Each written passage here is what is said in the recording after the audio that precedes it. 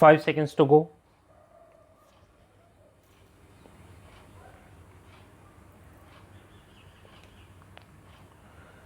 Start. I am grateful to you all for the welcome and hospitality extended to me and my delegation.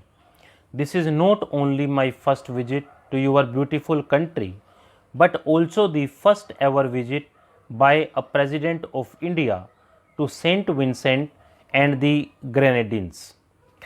I am happy to be here among the honorable members of Parliament. Being a legislator entails a deep sense of commitment and dedication in order to realize the dreams and aspirations of the people.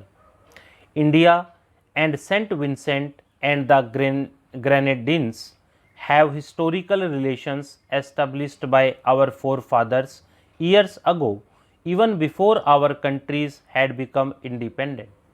We are both multiracial societies with a common history of British colonial rule. Our friendship is rooted in our common historical and cultural heritage as well as our shared values of democracy, inclusion, freedom, and the rule of law.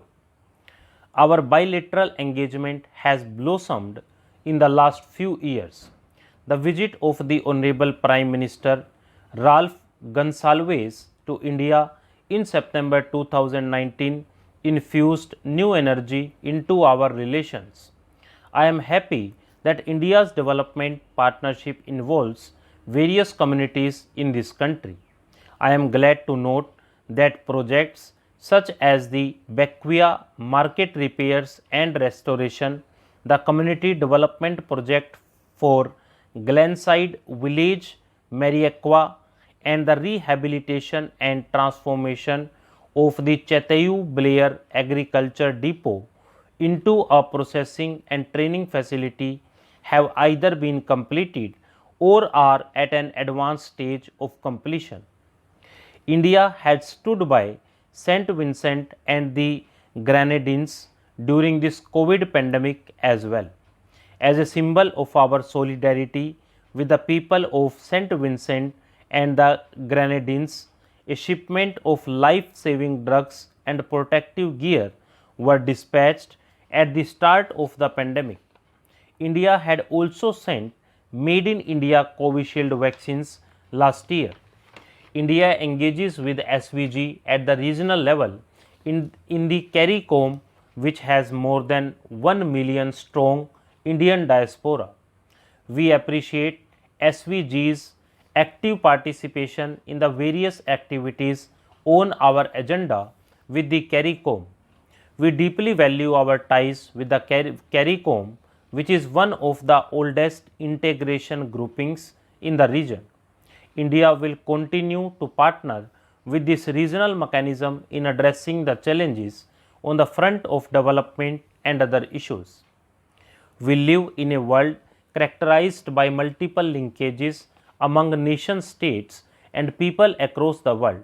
Today, more than ever before in human history, the international community is linked together at multiple levels. Modern supply chains make economic interlinkages deep. Technology has no borders. Our families and friends live across the globe, and we all are consumers of global products and services. The transcontinental migration of people going back many centuries now adds a special dimension to this global connect. The presence of Indo-Vincians is a fine example of this connect. People from India who came here in the 19th century as indentured labor subsequently became an integral part of your society. Today's closely connected world has brought immense benefits to people around the globe through opening up of new markets, new educational and employment opportunities, greater access to information, and new vistas for countries to engage with the outside world. This globalized world order has also brought its own set of challenges. Climate change, political conflicts threatening international peace and security, cross-border terrorism, supply chain disruptions are some of the major global challenges that impact us all. Nation states would have to look beyond their narrow self-interests in tackling these challenges for the well-being of our future generations. Ladies and gentlemen, multilateralism is more relevant in today's interconnected and interdependent world than it was at any time in our shared history. Multilateralism ought to be used as an instrument to promote strong, sustainable, balanced, and inclusive growth in all nation states. However, for multilateralism to remain relevant and effective, institutions need to be reformed. Structures and institutions that emerged after the two world wars focused on one major issue, that of preventing another world war. To tackle the complex issues of today, the new world order that we seek to build is to be an inclusive world order where every country can express its legitimate interests. This can only happen by way of an expanded and better designed representation system in key global institutions. It is important, therefore, to ponder upon and examine whether the current world order with the United Nations and its institutions is adequately serving the global community in addressing these complex challenges. Our objective in advocating for an inclusive world order is to promote a universal, rules based, open, transparent, predictable, non discriminatory, and equitable multilateral system.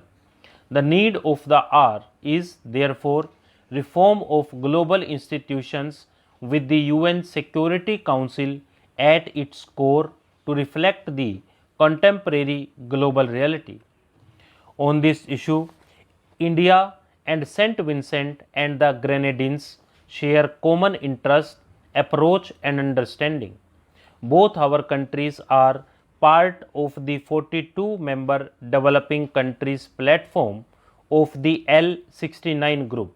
This group is actively pushing for reforms of the UN Security Council through an expansion in both permanent and non-permanent categories of membership.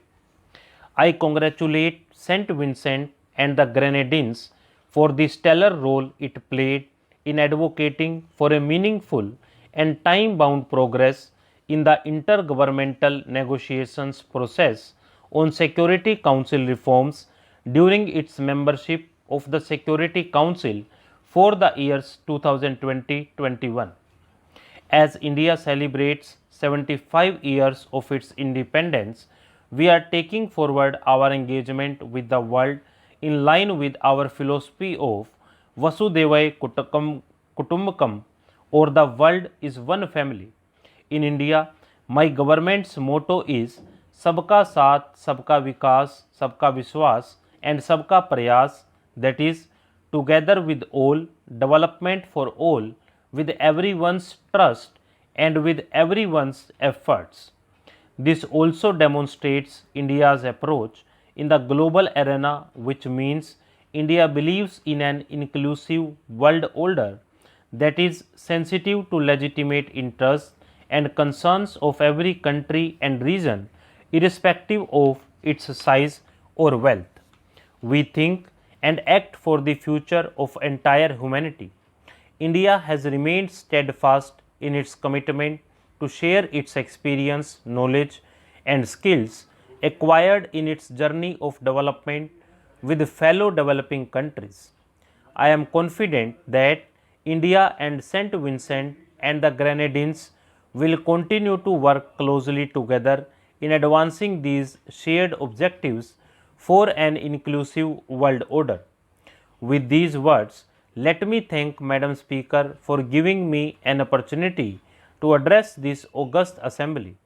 It is an honor for me to be here today on behalf of the world's largest democracy. It was a pleasure sharing my thoughts with you.